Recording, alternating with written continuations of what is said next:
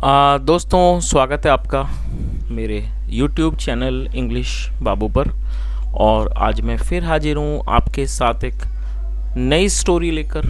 और दोस्तों आज जो इस स्टोरी मैं आपके लिए लेकर आया हूँ बहुत ही अच्छी मनोरंजन से भरपूर ये कहानी है। कहानी सुनने में आपको बहुत मज़ा आएगा। उसके अलावा आज की इस स्टोरी में आपको कुछ नए इंग्लिश के वर्ड मीनिंग सीखने को मिलेंगे, उनकी करेक्ट प्रोनाउंसिएशन के बारे में पता चलेगा। और हमेशा की तरह जो इसका ग्रामर का पार्ट है उसे बिल्कुल डिटेल में कवर करेंगे, तो एक एक स्ट्रक्चर को आप बड़ी आसानी से सीख पाएंगे। तो चलिए दोस्तों आज की इस कहानी को हम शुरू करते हैं। और सबसे पहले कहानी का टाइटल देखते हैं। कहानी का टाइटल है टू सीक्रेट एडवाइसेस। क्या मतलब हुआ दोस्तों? सीक्रेट एडजेक्टिव है जिसका मतलब होता है गुप्त, और एडवाइस का मतलब होता है सलाह। टू सीक्रेट एडवाइसेस मतलब कि दो गुप्त सलाहें। तो दोस्तों ये आज की इस कहानी का टाइटल है, शीर्षक है। और अब मैं इसे पढ़ना शुरू करता हूँ। आपसे रिक्वेस्ट है कहानी को पूरे ध्यान से सुने, और यदि आज की कहानी आपको पसंद आए तो आप इसे लाइक ज़रूर करें। तो चलिए इसको शुरू करते हैं। A rich farmer lived in a village. क्या मतलब हुआ दोस्तों? ये जो वाक्य है ये पास्ट इंडेफिनिट का अफर्मेटिव वाक्य है। और जब हम पास्ट इंडेफिनिट में कोई भी अफर्मेटिव का वाक्य बनाते हैं तो वहाँ वर्ब की सेकंड फॉर्म का प्रयोग किया जाता है। लिव का मतलब होता है किसी स्थान पर रहना, निवास करना। सेकंड फॉर्म में लिव्ड। क्या अर्थ हुआ? आ रिच फार्मर मतलब एक अमीर किसान लिव्ड रहता था इन ए विलेज, एक गाँव में। तो इस पूरी लाइन का क्या अर्थ हुआ? A rich farmer lived in a village मतलब एक अमीर किसान एक गांव में रहता था। He had two sons. दोस्तों ये जो वाक्य है ये पास्ट का पजेसिव वाक्य है। पास्ट पजेसिव मतलब जब हम पास्ट में कोई ऐसा वाक्य बनाते हैं जहां ये दर्शाते हैं किसी के पास कुछ था पास्ट में, इस तरह के वाक्यों को पास्ट पजेसिव का वाक्य कहा जाता है, जहां पर हैड का प्रयोग हेल्पिंग वर्ब के रूप में किया जाता है। तो क्या अर्थ हुआ? ही हैड टू सन्स, उसके दो बेटे थे। He had some wealth. दोस्तों ये भी हमारा पास्ट का पजेसिव वाक्य है जहाँ पर हैड का प्रयोग हेल्पिंग वर्ब के रूप में किया गया है। और वेल्थ का मतलब होता है दौलत, संपत्ति। ही हैड सम वेल्थ मतलब उसके पास कुछ संपत्ति थी। वंस एक बार। He felt. दोस्तों फील का मतलब लगना, महसूस होना। सेकंड फॉर्म फेल्ट, और ये पास्ट का अफर्मेटिव वाक्य है। वंस एक बार ही फेल्ट उसको लगा दैट की हिज एंड वॉज कमिंग कि जो उसका अंत है वो आ रहा है। सो इसलिए he divided his wealth between his two sons. क्या मतलब हुआ दोस्तों? डिवाइड का मतलब होता है बंटवारा कर देना, बांट देना। और ये पास्ट का ही अफर्मेटिव वाक्य है जहाँ सेकंड फॉर्म का प्रयोग किया गया है, डिवाइडेड। सो इसलिए ही डिवाइडेड हिज वेल्थ, इसलिए उसने हिज वेल्थ मतलब अपनी संपत्ति को का बंटवारा कर दिया बिटवीन हिज टू सन्स अपने दो बेटों के बीच में। बिटवीन मतलब बीच में। तो इस पूरी लाइन का क्या अर्थ हुआ? इसलिए उसने अपनी संपत्ति का अपने दोनों बेटों के बीच में बंटवारा कर दिया। देन फिर ही फेल इल। दोस्तों फॉल इल का अर्थ होता है बीमार पड़ना, और ये सेकंड फॉर्म है फेल इल। तो आप इसे भी नोट कर लीजिए, बीमार पड़ने को फॉल इल कहा जाता है। और यदि आप सिर्फ फॉल के बारे में बात करें तो फॉल एक वर्ब है जिसका मतलब होता है गिरना, लेकिन यदि आप फॉल के साथ इल लगाएंगे तो इसका अर्थ हो जाएगा बीमार होना। और सेकंड फॉर्म फेल इल। तो क्या अर्थ हुआ? देन फिर ही फेल इल, वह बीमार हो गया। He called his sons to him. दोस्तों कॉल मतलब बुलाना, पुकारना। He called his sons to him, उसने हिज सन्स मतलब अपने बेटों को, टू हिम अपने पास बुलाया। एंड सेड और कहा। सन्स मतलब कि बेटों, ये सन का प्लूरल है तो सन्स मतलब प्लूरल हो गया बेटों। माई एंड हैज़ कम। दोस्तों ये जो वाक्य है ये प्रेजेंट परफेक्ट का वाक्य है। प्रेजेंट परफेक्ट मतलब वर्तमान में किसी क्रिया का पूरा होना, जहाँ पर हैज़ हैव के साथ थर्ड फॉर्म का प्रयोग किया जाता है। और यदि सिंगुलर नाउन हो तो हैज़ का यूज़ किया जाता है। तो यहाँ पर सब्जेक्ट है एंड, जो कि एक सिंगुलर नाउन है। तो उसने क्या कहा? Sons my end has come मतलब कि बेटों मेरा अंत आ चुका है। Take care of your self, अपना ध्यान रखना। एंड योर फार्मिंग बिजनेस, और अपने फार्मिंग बिजनेस मतलब कि जो आपका जो कृषि का व्यापार है उसका ध्यान रखना। आगे देखिए, रिमेंबर याद रखना, माई टू सीक्रेट एडवाइसेस। रिमेंबर मतलब याद रखना, रिमेंबर माई 2 सीक्रेट एडवाइसेस। और दोस्तों आप यहाँ देखेंगे कि यहाँ पर डायरेक्टली सेंटेंस की शुरुआत वर्ब से की गई है, तो ये हमारा एक इम्पेरेटिव वाक्य है। सबसे पहले आप समझिए इम्पेरेटिव का क्या मतलब होता है। इम्पेरेटिव का मतलब होता है आदेशात्मक वाक्य। जब हम कोई ऐसा वाक्य बनाते हैं जहाँ पर किसी को कोई सलाह वगैरह देते हैं तो उसे इम्पेरेटिव कहा जाता है, जहाँ पर कोई सब्जेक्ट को मेंशन करने की ज़रूरत नहीं होती, वर्ब से ही सेंटेंस की शुरुआत की जाती है। तो उसने क्या कहा, रिमेंबर माई 2 सीक्रेट एडवाइसेस। क्या मतलब हुआ, मेरी 2 गुप्त सलाहों को याद रखना। 1 पहली क्या है, while going to work, while मतलब दौरान, वाइल गोइंग टू वर्क मतलब काम पर जाने के दौरान, और कमिंग बैक और आने के दौरान। Don't let sunlight fall on you, और उसने क्या कहा, don't let sunlight fall on you मतलब अपने ऊपर, फॉल मतलब गिरना, अपने ऊपर सूरज के प्रकाश को मत पड़ने देना। तो दोस्तों इस चीज़ का मतलब समझ में आ ही गया होगा आपको। जो किसान था उसने अपने दोनों बेटों को बुलाया और उनको कहा कि मेरा जो अंत है वो नज़दीक है, और आप मेरी 2 सलाहों को याद रखना कि जाते समय और मतलब कि जाते वक्त और आते वक्त अपने ऊपर सूरज की रोशनी को मत पड़ने देना। चलिए आगे देखिए। द अदर और दूसरी ये है, if you fall on bad days, यदि आप पर बुरे दिन पड़ जाते हैं, टेक मनी पैसे ले लेना, from the steeple of the village temple. दोस्तों स्टीपल का मतलब होता है कोई मीनार वगैरह या फिर घंटा घर। तो उसने क्या कहा कि if you fall on bad days, यदि आप पर बुरे दिन आ जाएं, take money from the steeple of the village temple मतलब जो गांव का जो मंदिर है उसकी जो घंटा घर है वहाँ से पैसे ले लेना। गो देयर वहाँ चले जाना, जस्ट बिफोर द सनसेट मतलब कि सनसेट मतलब सूर्य का अस्त होना, मतलब चले जाना वहाँ जस्ट बिफोर द सनसेट सूर्य के अस्त होने से पहले। एंड द फार्मर डाइड और जो फार्मर था उसकी मृत्यु हो गई। चलिए आगे देखिए।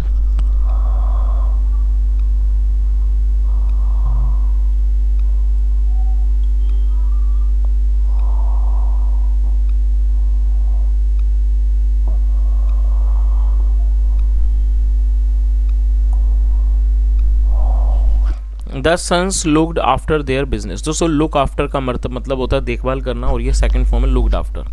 और देयर का मतलब उनका, उनकी, उनके। जब कोई वस्तु एक से ज़्यादा लोगों से जुड़ी होती है तो उस केस में देयर का यूज़ किया जाता है। तो क्या अर्थ हुआ, the sons looked after their business मतलब कि बेटों ने अपने व्यापार की देखभाल की। The younger one was clever, younger का मतलब छोटा, the younger one was clever, clever का मतलब होता है चालाक। और ये जो वाक्य है ये सिंपल पास्ट का वाक्य है जहाँ पर वॉज वर्क के साथ वॉज वर्क का प्रयोग हेल्पिंग वर्ब के रूप में किया जाता है, साथ में नाउन एडजेक्टिव को लेकर वाक्य बनाते हैं। इस तरह के वाक्यों में कभी भी वर्ब का प्रयोग नहीं होता है तो इन्हें नो एक्शन सेंटेंस भी कहा जाता है। तो क्या अर्थ हुआ, द यंगर वन मतलब कि छोटा वाला, वॉज क्लेवर मतलब छोटा वाला चालाक था। He prospered and his wealth multiplied several times. Prosper का मतलब होता है फलना फूलना, मतलब वो फला फूला, एंड हिज वेल्थ और जो उसकी संपत्ति थी मल्टीप्लाइड सेवरल टाइम्स वो कई गुणा बढ़ गई। The elder son was a bit slow और ये जो बड़ा बेटा था वो थोड़ा सा मंद, मतलब कि वॉज ए बिट स्लो वो थोड़ा सा मंद था, मतलब कि थोड़ा सा ढीला था, या कह सकते हैं वो थोड़ा स्लो धीमा था, या कह सकते हैं ढीला था। इन ब्रेन दिमाग में, मतलब कि the elder son was a bit slow in brain मतलब जो बड़ा बेटा था वो मंदबुद्धि था। He was losing his wealth और वो जो अपनी वेल्थ को वो गंवा रहा था। दोस्तों यहाँ वॉज के साथ फोर्थ फॉर्म का यूज़ किया गया। ये पास्ट कॉन्टिन्यूस का वाक्य है। जब हम कोई ऐसा वाक्य बनाते हैं जहाँ वाक्य डिटेल पर रहता रहती जैसे शब्द आते हैं, इस तरह के वाक्यों को पास्ट कॉन्टिन्यूस का वाक्य कहा जाता है, जहाँ पर वॉज वर्ग के साथ फोर्थ फॉर्म का यूज़ किया जाता है। लूज मतलब खोना, फोर्थ फॉर्म में लूजिंग। तो क्या अर्थ हुआ, he was losing his wealth, वह अपनी वेल्थ मतलब संपत्ति को गंवा रहा था। ही वॉज सैड, वह उदास था। द लॉसेस कंटिन्यूड, जो लॉस था, लॉस मतलब कि हानि, जो ये हानि थी, कंटिन्यूड वो जारी रही, मतलब जो नुकसान था वो जारी रहा। सून ही वॉज इन ट्रबल, जल्दी ही वो समस्या में था। देन फिर ही remembered the secret advices of his father, और दोस्तों जैसा आपने जानते ही हैं उसके पिता ने जो 2 बातें कही थी अब उसको वो चीज़ें याद आई। तो क्या अर्थ हुआ, ही रिमेंबर्ड उसको याद आई the secret advices of his father, मतलब उसे अपने पिता की जो गुप्त सलाहें थी वो याद आई। ही ट्राइड फर्स्ट, उसने पहली कोशिश की। ट्राई का मतलब होता है किसी चीज़ को आजमाना, परीक्षा करना। ही ट्राइड फर्स्ट, तो उसने क्या कहा कि उसने पहले वाली को आजमाया। He got a roofed walkway constructed from his home to his place of business. क्या अर्थ हुआ, दोस्तों रूफ्ड एक एडजेक्टिव है, आप इसे नोट कर लीजिए। रूफ्ड का मतलब था छत वाला, उसे रूफ्ड कहा जाता है। और वॉकवे का मतलब था चलने का स्थान। तो उसने क्या, इसका क्या अर्थ हुआ, ही got a roofed walkway constructed, मतलब उसने एक छत वाला जो चलने का जो वॉकवे था, चलने जो मतलब कि पैदल चलने का जो स्थान था, कंस्ट्रक्टेड उसको उसने बनवाया फ्रॉम हिज होम, अपने घर से, to his place of business, उसका जो प्लेस ऑफ बिजनेस था, मतलब जो उसका व्यापार का स्थान था, वहाँ तक उसने एक मतलब तरह की छत बनवा दी। वॉकवे मतलब कि चलने वाली, जहाँ जिसके नीचे वो चल सकता हो। He started using that walkway, और वो उस वॉकवे को मतलब उस पैदल चलने वाले जो वॉकवे था उसका वो इस्तेमाल करने लगा, टू सेव हिमसेल्फ, अपने आप को बचाने के लिए, फ्रॉम द सनलाइट, सूरज की रोशनी से। तो दोस्तों इसका मतलब आप समझ ही गए होंगे कि उनके पिता ने ये कहा था कि दो सलाह दी थी, जिसमें से पहली सलाह ये थी कि आप अपने ऊपर सूरज की रोशनी को नहीं पड़ने देना। तो उसने क्या करा कि जहाँ उसका घर था वहाँ से लेके और जहाँ तक उसका बिजनेस था वहाँ तक उसने एक वॉकवे कंस्ट्रक्ट करवाया, मतलब रूफ्ड मतलब छत वाला, ताकि उसके ऊपर सूरज की रोशनी ना पड़े। चलिए आगे देखिए। It did not good to him, और इसने उसका कोई भला नहीं किया। इनफैक्ट असल में he lost what ever little money he was left with, और असल में जो थोड़े बहुत उसके पास पैसे थे ही लेफ्ट विद, जो उसके पास बचे हुए थे वो भी उसने गंवा दिए। In getting that walkway built, उस वॉकवे को बनवाने के लिए। जाहिर सी बात है, जब उसने वॉकवे बनवाया तो उसके कंस्ट्रक्शन में उसने वो पैसे भी गंवा दिए जो थोड़े बहुत पैसे उसके पास थे। चलिए आगे देखिए।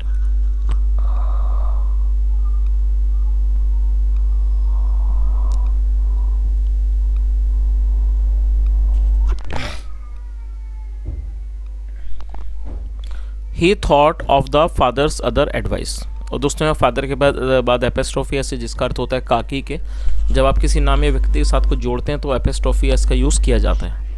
और थिंक मतलब सोचना, सेकंड में thought. He thought of the father's other advice, फिर उसने अपने पिता की दूसरी एडवाइस, सलाह के बारे में सोचा। Take money from the steeple of the village temple, तो दूसरी क्या थी कि जो गाँव का जो घंटा घर है, मतलब जो वहाँ की जो मीनार है, उससे पैसे ले लेना। He went to the temple at sunset, वह मंदिर गया एट सनसेट, सूर्यास्त होने पर, sunset time, and stared at the steeple, और उसने जो वो स्टीपल था, जो वहाँ की जो घंटा घर था, मतलब जो उसकी मीनार थी, उसको उसने घूरा। स्टेयर मतलब घूरना, मतलब उसको उसने मतलब उसको घूरा। ही थॉट, उसने सोचा, how would this steeple give me money, उसने क्या सोचा कि ये जो स्टीपल है, ये जो गुंबद है, वो मुझे पैसे कैसे देगी। He could not understand anything and return home dejected. दोस्तों यहाँ कुड का यूज़ किया गया, साथ में फर्स्ट होम लगाई गई है। कुड का प्रयोग जब किया जाएगा जब आप ऐसे वाक्य बनाते हैं जहाँ वाक्य की टेल पर सका, सकी, सके, पाया, पाई जैसे शब्द आएंगे तो वहाँ कुड का यूज़ किया जाता है। यदि नेगेटिव हो तो कुड नॉट के साथ फर्स्ट होम का प्रयोग किया जाता है। अब मैं इसको ट्रांसलेट करता हूँ, फिर आप इसको अच्छे से समझ पाएंगे। तो क्या अर्थ हुआ, he could not understand anything, वह कुछ भी नहीं समझ पाया, एंड रिटर्न, और वो लौट आया, होम घर लौट आया, डिजेक्टेड मतलब कि निराश होकर वो घर लौट आया। डिजेक्टेड का मतलब खिन होना, निराश होना। The younger brother was kind, जो यंगर ब्रदर था, छोटा भाई था, वॉज काइंड, वो दयालु था। बिसाइड्स बीइंग क्लेवर, बिसाइड्स का मतलब अलावा, बीइंग क्लेवर, तो उस पूरी लाइन का क्या अर्थ निकला समझ लीजिए इसको। The younger brother was kind besides being clever, जो छोटा भाई था वो चालाक होने के अलावा वो दयालु भी था। बहुत अच्छी बात है, वो दयालु भी था। ही न्यू, वह जानता था, और ये नो की सेकंड फॉर्म में न्यू, जहाँ के साइलेंट है तो न्यू पढ़ेंगे। ही न्यू, वो जानता था, the problems of his Elder brother, मतलब वह अपने बड़े भाई की समस्याओं के बारे में जानता था। ही वेंट टू हिम, वह उसके पास गया एंड सैड, और कहा, ब्रदर भाई, डोंट लूज हार्ट, तो उसने क्या कहा, ब्रदर डोंट लूज हार्ट मतलब कि उम्मीद मत खोइए। The two secret advices the father gave us, जो दो गुप्त सलाहें हैं, द फादर गेव अस जो पिता ने हमें दी, कैन सॉल्व, वो सुलझा सकती हैं, ऑल योर प्रॉब्लम्स, वो आपकी सारी समस्याओं का समाधान कर सकती हैं। सॉल्व मतलब समाधान करना। चलिए आगे देखिए। द एल्डर ब्रदर मोन्ड, जो एल्डर ब्रदर था वो एक तरह से कराया। मोन का मतलब होता है एक तरह से कराना किसी चीज़ में। आई हैव ट्राइड दैम, मैंने उनको आजमा लिया है। नो गुड, कोई फ़ायदा नहीं। द यंगर ब्रदर लाफ्ड, जो छोटा भाई था वो हंसा। You did not interpret the advices, correctly. Interpret का मतलब है समझना। दोस्तों आप इसे नोट कर लीजिए, आप यदि आप मीनिंग को नहीं जानते हैं। और ये पास्ट इंडेफिनिट का नेगेटिव वाक्य है जहाँ डिड नॉट के साथ फर्स्ट फॉर्म का यूज़ किया जाता है। तो क्या अर्थ हुआ? द यंगर ब्रदर लाफ्ड, जब उसने बड़े भाई ने ये कहा कि भाई मैं सबको आजमा चुका हूँ, ट्राइड देम मतलब मैंने उनको आजमा लिया है, कोई फ़ायदा नहीं हुआ। इस बात पर द यंगर ब्रदर लाफ्ड, जो छोटा भाई था वो हंसा और उसने क्या कहा? You did not interpret the advices correctly, मतलब आप सही से आपने सलाहों को नहीं समझा। करेक्टली मतलब सही से। तो उसने क्या कहा? ब्रदर मतलब भाई, आपने सलाहों को सही से नहीं समझा। Not letting sunlight fall on you does not mean, मतलब कि सूरज के प्रकाश को अपने ऊपर ना पड़ने देना। डज नॉट मीन, उसका ये मतलब नहीं है। Does not mean constructing A roofed walkway. तो उसने कहा कि क्या कहा कि सूर्य का प्रकाश अपने ऊपर ना पड़ने देने का मतलब ये नहीं कि आप एक रूफ्ड वॉकवे मतलब एक छत वाली चलने की जगह को बनवा लो, उसका ये मतलब नहीं है। इट मेंट, इसका मतलब था you must go to your work, कि आपको अवश्य ही अपने काम पर जाना चाहिए। बिफोर सनराइज, सूरज उगने से पहले मतलब सूरज निकलने से पहले आपको अपने काम पर जाना चाहिए। तो दोस्तों जो उसके पिता की सलाह थी, दरअसल वो ये कहना चाहते थे कि आपको सूरज निकलने से पहले काम पर जाना चाहिए, मतलब कि जल्दी जाना चाहिए ताकि सूरज की रोशनी आप पर ना पड़े। तो यही उनका मतलब था। चलिए आगे देखिए। एंड रिटर्न, और आपको लौटना चाहिए ओनली आफ्टर सनसेट, और आपको सनसेट मतलब कि सनसेट क्या होता है? सूर्यास्त, मतलब सूर्य अस्त होने के बाद ही लौटना चाहिए। तो जो उनके पिता क्या बताना चाहते थे कि आपको सुबह जल्दी जाना चाहिए, मतलब कि सूर्य निकलने से पहले, ताकि आपके ऊपर, इसका मतलब ये कि आप पे सूरज की रोशनी ना पड़े। जाहिर सी बात है वो ये कहना चाहते थे आप काम पर जल्दी जाएं, और सनसेट के बाद वापस आएँ, मतलब कि जब आप पे रोशनी ना पड़े। तो उनका मतलब ये था कि आप सुबह जल्दी उठ के काम पर जाएँ, ज़्यादा मेहनत करें और देर से काम पर वापस आएँ। चलिए, दैट वे, इस तरह से, you will devote more time, इस तरह से आप, डिवोट मतलब देना, you will devote more time, आप ज़्यादा समय दोगे, टू योर बिजनेस, अपने व्यापार को, एंड मेक प्रोग्रेस, और आप तरक्की करोगे। चलिए, तो दोस्तों इस बात को आप भी समझ गए होंगे। जो पिता की जो सलाह थी वो एक तरह से गुप्त सलाह यही थी, वो ये कहना चाहते थे कि आप सुबह जल्दी जाओ और रात को देर से आओ, ताकि आप अपना ज़्यादा समय बिजनेस को दे सको। Oh, what is that meaning, इसका क्या मतलब है? Of the second advice then, फिर उसने क्या किया कि जो दूसरी एडवाइस है फिर उसका क्या मतलब है? आई नीड मनी, मुझे पैसों की ज़रूरत है। बैडली, बहुत बुरी तरह से। The Elder one asked hopefully, जो दूसरा था, एल्डर वन जो बड़ा था, उसने बड़ी होपफुली, आशापूर्ण तरीके से उसने पूछा। आई विल शो यू, मैं आपको दिखाऊंगा। लेट्स गो, चलो, to the temple, let's go to the temple, चलो आओ मंदिर चलें।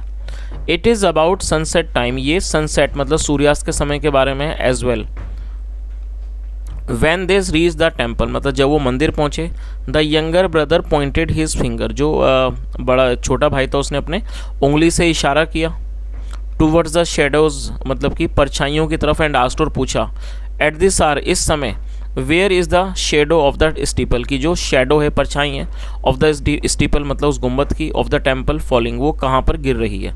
तो उसने अपने भाई से ये पूछा कि अभी बताओ कि जो मंदिर का जो स्टीपल है, जो उसकी गुम्बद है, उसकी परछाई कहाँ पड़ रही है। और दोस्तों आप यहाँ इस तरह से इस चित्र को भी देख सकते हैं कि यहाँ पर वो कोई कुआं वगैरह है, यहाँ पर ये जो मंदिर है इसका जो स्टीपल है और उसकी कहीं परछाई जा रही है। चलिए आगे देखिए।